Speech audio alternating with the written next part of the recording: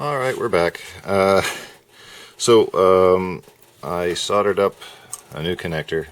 I'm going to put a little bit of hot glue on the back there just as a little bit of a strain relief. I fed the wires through there and I've soldered them onto the little testing pads on the bottom, which you should test this yourself. But negative is here on, if you can see it, negative is on this side and positive is on this side. And as well as, I didn't write it on that one, I didn't draw it, but on this one here, just make sure we get the orientation right. The negative is where my thumb is. So the negative is on this side and the positive is on this side in that orientation of the connector. So what we do now is we've got to wrap the wires around here, just like so, and then we're going to bring them up here like that, because there's not a lot of clearance inside the case. And we can't run them up the back because it interferes with the HDMI connector right there. Just so you know, this will be running headless. I have already installed an SD card, as you can see there, and I've already set it up so that you can SSH into it. So all you would have to do is, well, actually, and configure Wi-Fi. So there's some things you need to do before you start wiring wires to your Pi, by the way. So yeah, you need to make sure that you've done all the preliminary stuff before you seal it inside here. And it's not really sealed inside here. You can take it out, but you should do a lot of stuff to the Pi before you get to this point.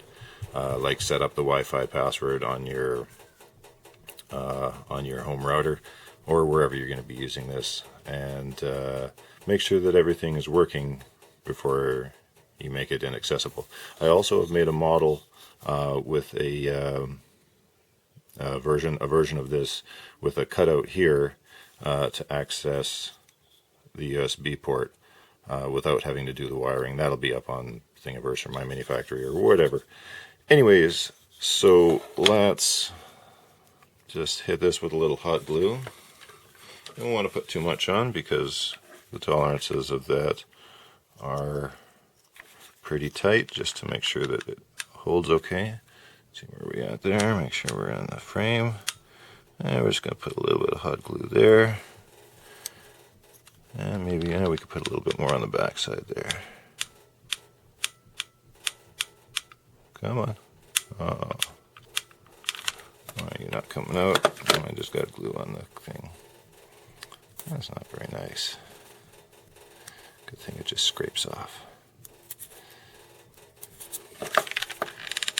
There we go. Okay. Now let's get this on here. There we go. That's about all we need. Just about like that. Okay. And then I'm just going to push that inside there. I'm going to push that inside there. Get in there. Come on.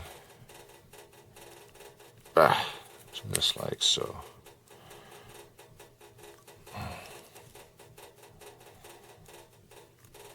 Okay, peel off that hot glue and expose the paint job underneath. Yeah, look at that, a little bit of there. Okay, anyways, so now that is connected. Now the other thing you should probably do before you do any of this as well is make sure that it still powers on, but I'm not going to do that. I'm just going to put this in here.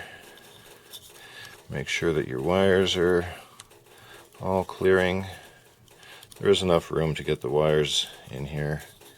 Just have to fiddle around with it a bit. There we go. Nice and tight.